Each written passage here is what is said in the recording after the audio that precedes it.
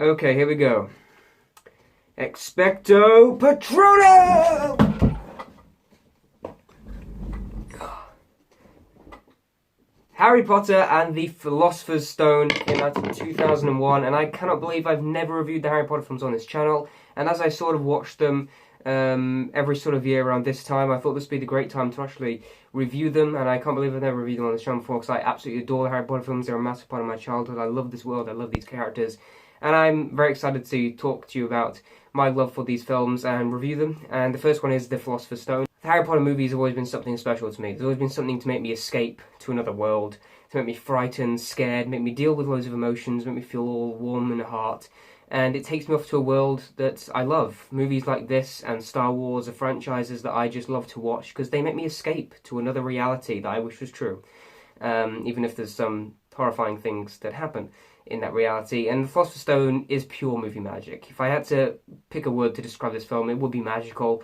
And that's exactly what this movie does. Now, rewatching it, I do have quite a few issues with the movie, especially with its pacing and its setup. And I'd like to get through those issues now so I could just talk about everything I love about this movie and this franchise. The first things I would say are my issues is just the first half an hour is just full of setup. And we actually don't get into the main story about the Philosopher's Stone. It's sprinkled within there, but we actually don't get into the main mystery of the story until around an hour and a half through.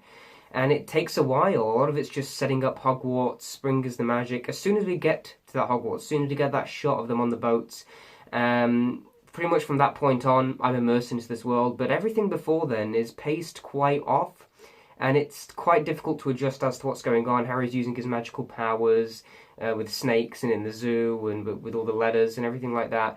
Is all very, very fun, but I didn't really feel like I was invested at that point. And there is a few pacing issues there, and a lot of this movie is just complete setup. And it makes the first half an hour a little slow and a little boring. And that's sort of an issue for me. And it's something I'd never really noticed before. And this time rewatching it, I noticed that big pacing issue in there. And it took me a while to get immersed this time. Other issues would be, again, they don't really start the story. So you don't really know what the film is fully about. And saying the film is called The Philosopher's Stone, we see it maybe at the start of the film, but it never really comes into play, as I said, until about halfway through. So for the first half of the film, you're thinking, okay, where's this going? But you're so invested in the world and the characters that you don't really mind. I would like to talk about the trio of these characters, Ron, Hermione, and Harry, using all of their specific abilities in this big finale to then get to the stone. Then, of course, it's Harry that's left over. And it's all very, very thrilling, and it all fits together very, very nicely. And I must say, these three young actors, they were only like 11 or 12 at the time, are absolutely brilliant. And they never feel like they're acting. They always feel like they're in a place of awe, they're in a place of wonder. When they go to Hogwarts, it's something magical. It's something where there's just awe on all their faces. When they do these magical things, it goes wrong, and it makes you really into this world, a relatable world, because it's a school. It's a normal, everyday school that, you know, everyone goes to, and it feels real and tangible. It's just there's magic there as well. The teachers, again, all feel like real people, and I love them. Dumbledore is just, every time he's on screen, you feel like the characters are safe and okay. He's such a lovable character. He speaks some great wise words of wisdom, especially the line he says at the end, which of course is, it takes a lot to stand up to your enemies, but it takes even more to stand up to your friends. I absolutely love that line because he's speaking about Neville in that scene, and Neville in this movie stands up to his friends, and Neville in the last movie, Deathly Hallows Part 2, stands up to his enemy. He's the one person that stands up to Voldemort and says he's wrong. And I love that. I love that parallel there, that arc that Neville goes through, and I only really noticed that this time when Dumbledore was speaking that line.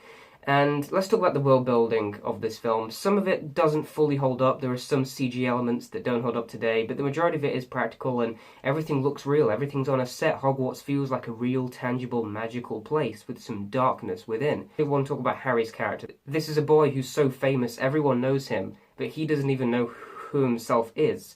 So it makes his character immediately relatable because you then can follow this world. He's the one person that doesn't know about this world, but you can also relate to him because of the struggles he's going through.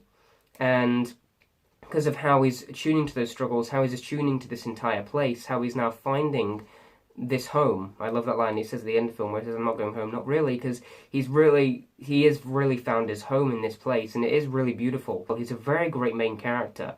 and he has all these powers and stuff, and him exploring them for the same time. One issue I've always had, though, I think we learn about his backstory a little too quickly. We learn about his entire past. He learns about his entire past before he even gets to Hogwarts. And that's always a little issue I've had with the main story of Harry Potter. I've always wanted maybe them to build up the mystery of who he is and why he's got that scar. I've always wondered what it would be like if he didn't even know why he was famous before he actually got there. I thought that would be really interesting, and maybe they could have focused the entire film, this first film, on that, on his entire past and on Harry's character alone, discovering this place, rather than including a little MacGuffin with the Philosopher's Stone. I think they could have done some better character developing there. But there is some truly beautiful moments in this film, and also the imagination, the invisibility cloak, the mirror that shows him the parents. These are not just great plot devices that add emotion to the characters. These are also brilliant, creative ideas. This film looks so just different to anything you've ever seen. It's so magical in pretty much every conceivable way. And it's because of that, that fantastical element really pulls you in. And it's allowed to get away with everything, because it allows to get away with something that feels like a convenience or a plot device to move forward, but it's just so magical and creative and awe-inspiring that you don't care, and it puts you into a state of wonder instead. And that's what I've always loved about this first Harry Potter film. The way it sets up everything is so clever. Hagrid is one of my favourite characters of all time. He is so heartwarming in this movie. And his just relationship with Harry, showing him around for the first time, is truly emotional and always heartwarming stuff. John Williams, crafts one of the greatest, most iconic scores of all time in this movie. It's truly heartwarming, and it gives me chills every time I hear it. The Harry Potter music is excellent, and this movie has just excellent music all around. There's also some extremely fun sequences like the Quidditch match, normal lessons that you would have in actual school, but giving this fantastical approach, which is something I really, really love about this movie. Also the way it sets up Voldemort. Shouldn't have said his name.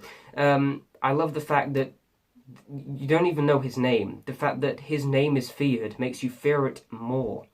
And that's what I find really interesting about his character. Immediately you are frightened of this man. Immediately you are frightened of this thing, because people are frightened to even say the name. And that immediately strikes fear in the thing itself, which I find just to be fascinating in this movie. Another thing I have to mention about this movie is just how well paced it is.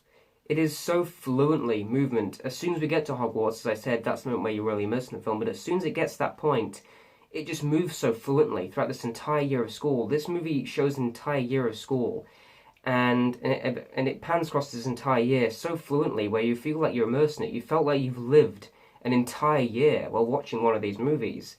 And it really adds the immersivity value of the film, and that's something I've always loved about the Harry Potter movies. It does take you away. It takes you away to another world, and that's what I love about it. But it's also our world. It's a world that we can relate to, with characters we can relate to, but given this fantastical, wonderful approach with just pure movie magic, great storytelling, and relatable characters, I love the Philosopher's Stone.